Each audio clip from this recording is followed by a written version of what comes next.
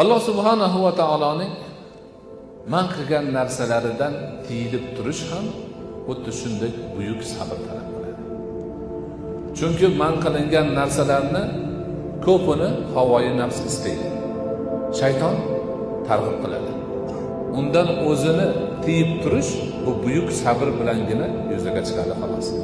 Shahvat, mol dunyoni muhabbati, shuhratni muhabbati, mansabni muhabbati, boshqa ko'pgina narsalar borki, inson sabr qilsagina ana shunga harom bo'lganligi uchun qo'l urmaydi.